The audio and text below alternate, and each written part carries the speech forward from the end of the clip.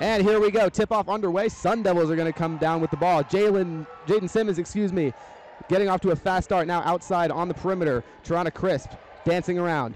Passes to Jalen Brown, mid-range from the free throw line. Her shot banking around the rim and does not fall. Ladine gets the rebound for UW. Now outside here, Sellers passing on the perimeter. Ladine cuts inside. Good pass outside now at the top of the key is Schwartz. Schwartz battling against Simmons. Ball outside on the far corner to Ladine, and she bangs a three-pointer for the first points of the night. UW did a great job there of not getting content, moving the ball, and eventually they found Ladine with a great shot opportunity. Absolutely. Now the Sun Devils, here's Jalen Brown. Finding the top of the key, gets to Crisp, now to Souza on the far perimeter. Souza bounce pass to Thompson up at the top of the key. Thompson drives inside. She gets stopped, pivots, finds Simmons. Simmons on the near wing. Directing traffic, shot clock winding down. Simmons cuts to the basket. Layup is no good. Thompson on the rebound, putback is good. Great job by Thompson there to not give up on the play. It looked like there would have been a possible shot clock, but ASU catches what might be a break there. Schwartz on the far corner against Souza, driving inside. Pass to Daniels at the free throw line. Daniels, layup, and it's good. 5-2, Huskies advantage. Great floater in the lane right there from Daniels, just a veteran move. Sun Devils, Simmons at the top of the key with the ball. One-on-one against Stein, passes to Brown. Brown driving. In the paint now, passes to Crisp on the near wing. Three-point shot, no good from Crisp. Stein on the rebound. Stein once again with the ball at the top. Dishes outside, Sellers, open look from the far wing, and it does not fall. Ball is going to be out of bounds off of Isadora Souza for ASU, so Huskies will maintain possession. Just as they didn't give up on the play on that side, Washington not giving up on that play. Great effort from Lauren Schwartz, and they're the beneficiaries getting the ball at the sideline out of bounds. Absolutely. Sevilla Sellers is going to inbound for the Huskies, and she finds Delea Daniels. Daniels working with Thompson against her, loses control of the ball, and finds it. Pass to Schwartz, who takes a long three from the far wing, but it's no good. Huskies get the ball back.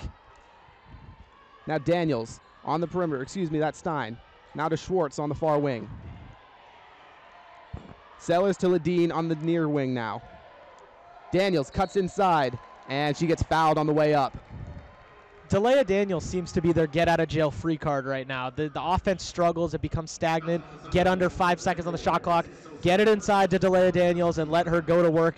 And right now, it's working very well for the Huskies. Absolutely. Delea Daniels, the second leading scorer for UW, averaging 11.7 per game and leads the team in rebounds with 7.1.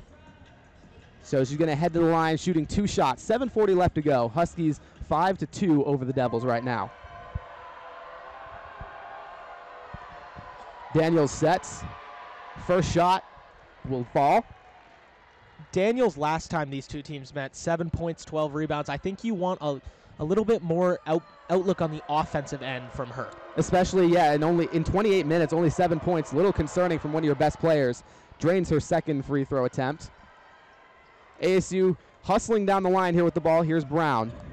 Now Simmons at the top. Walking towards the far perimeter. Gets a screen from Thompson. Now back to Thompson. Mid-range. Shot is just too strong. On the rebound, out of bounds off of Ladine, so Sun Devils will keep possession. I like that pick and roll right there from Jaden Simmons and Journey Thompson, and it ended up in a good shot. Just couldn't get it to fall, but that's the offensive sets that the Sun Devils need to be running to have success here. Jaden Simmons inbounds. Triana Crisp, who takes a quick shot, and ball gets knocked out of bounds, so they'll try it again. 13 seconds left on the shot clock here.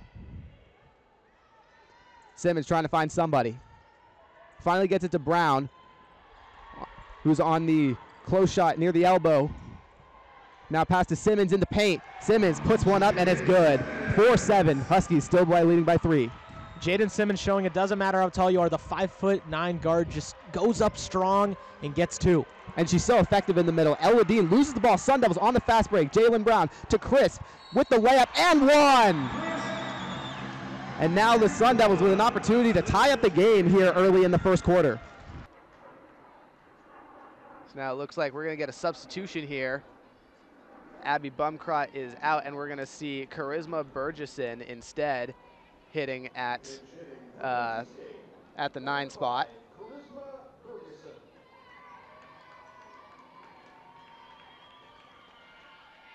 Bergeson last year hit .340 as a junior. She transferred from San Jose State, where she played 105 games in 3 years. Had 11 multi-hit games last year for the Spartans. Henry deals. Good off-speed pitch, strike one on the low outside corner. 0-1. She looks towards her third base coach, recognizes that that was a strike, but that wasn't her pitch, and you could tell she is looking for her pitch here. This one is going to be fouled straight back, but out of the stadium, so quite a lot of power behind that one.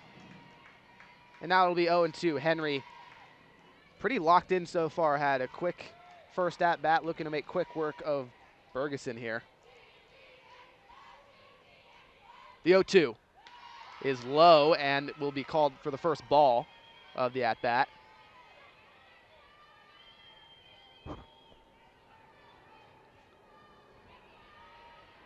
It looks like Bergeson is kind of getting in her groove, knowing what she wants to hit, understanding there's 2 strikes and it's going to chase what she needs to.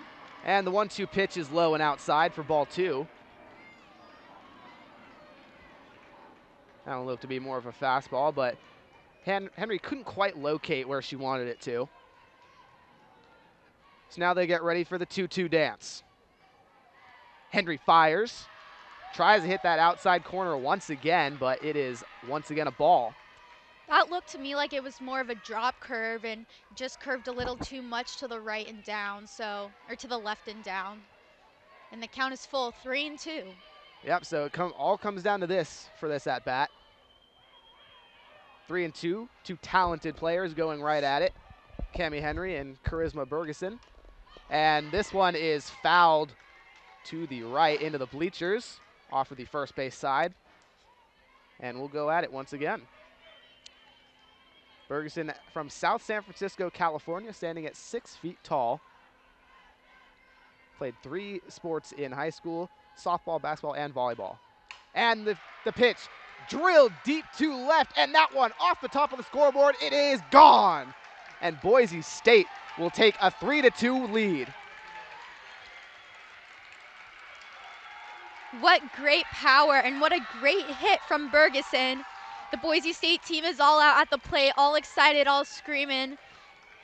And Northwestern now meeting at the mound, falling behind now 2-3. Man, I mean, Bergeson just drilled that ball. A line drive too, didn't even get a ton of loft on it, just put the bat right to the ball. And with that, the Broncos take the lead for the first time today. That pinch hitter, I guess, is exactly what Boise State needed right there. They needed a spark, and they sure got it. So now here's Sophia Knight, who had a single in her last at-bat, and that one called strike. She tried a little bit of a slap shot, didn't swing, but it was in the zone. 0-1 now. Knight, the 5'4" freshman from Huntington Beach, California. The 0-1 is outside, way outside. So now count 1-1. Knight showed a type of drag, but at the beginning, maybe catching Henry a little off guard, causing that pitch to go further outside than she had hoped. Henry fires once more and paints the outside corner low and away. 1-2 now.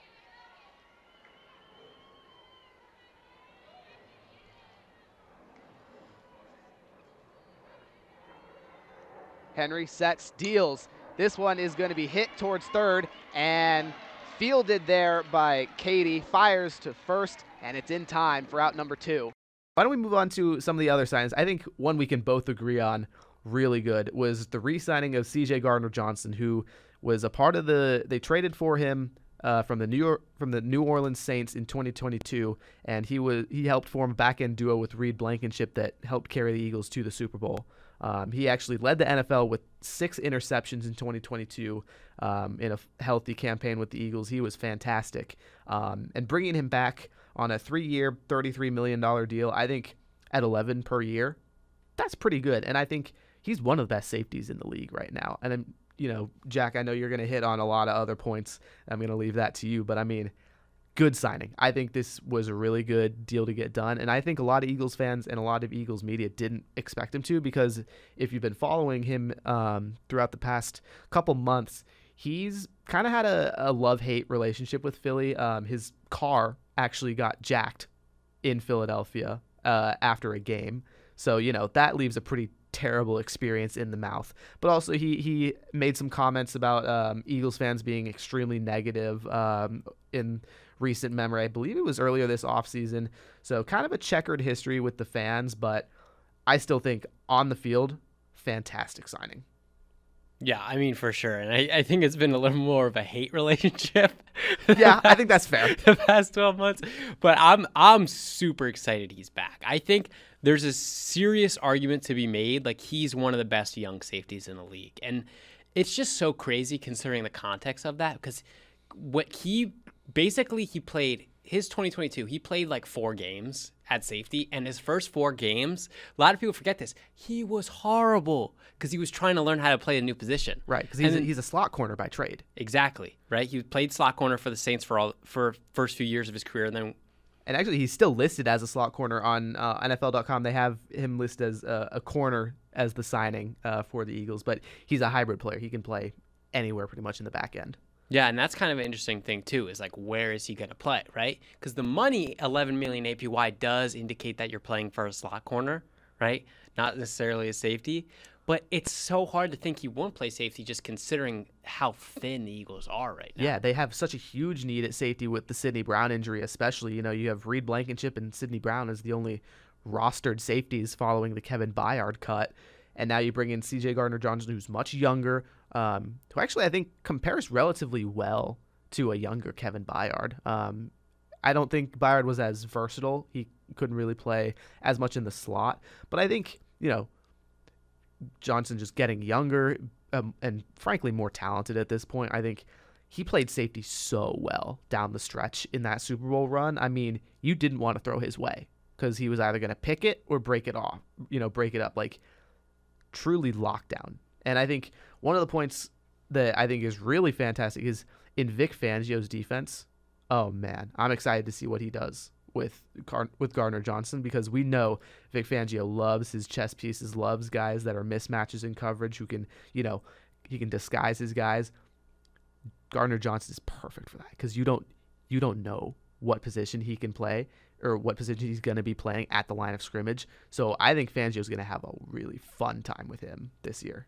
Yeah, I mean, Fangio loves his chess pieces, but especially at safety. Exactly. Right? We've talked about this a little bit before, but everywhere Fangio's went, from Eddie Jackson to Justin Simmons, right? He's turned a guy who's really versatile into this elite safety. And you go back and watch that film on that Bears 2018 team, and you'll see Eddie Jackson playing in the A gap, like running back into a Tampa 2, like guy playing the number 3 vertical route. Like, right. He's like legit stuff you're going to be seeing CJ doing on the field next year is going to be so unorthodox. Like, I think it's very clear that like he's going to be a fan favorite because he's going to be all over the field. He's going to be displayed in all these ways, right? And I mean, he adds so much to the depth of his defense, right? Because of whatever their slot corner situation is, if it isn't CJGJ and someone gets hurt, he can fill into that position. Right. Or like we kind of touched on earlier today, like if he plays the Cowboys, for example, and the Eagles have had bad slot cornerback play so far to start the season, then you can put him in the slot when there's a particular slot matchup against CeeDee Lamb that you can trust him with. Yeah, right? CeeDee Lamb is so effective in the slot. The Eagles just have not had an answer for CeeDee Lamb throughout his tenure on the Cowboys. Like, he eats against the Eagles. And I think, go back to 2022, you'd have to look specifically, but I mean, I don't think CeeDee Lamb was as dominant in 2022 against the Eagles because they had CJGJ who could play there and, do a pretty good job in coverage against him, which is so valuable. Sun Devil women's basketball is coming off of its best offensive performance of the season as they defeated Cal 76-71 here at DFA last Sunday. All 5 of ASU's starters scored in double figures, and the team shot 55% from the field and a blistering 80% from deep. This is thanks to a combination of great ball movement and spacing, which allowed the Sun Devils to take open shots and turn those opportunities into points. Additionally, ASU's guards were taller and faster on the court compared to the Golden Bears. which allowed them to score in the paint late in the game in order to maintain the lead. The Sun Devils will take this momentum into Tucson this weekend. Here's Isai Romero with more on that matchup.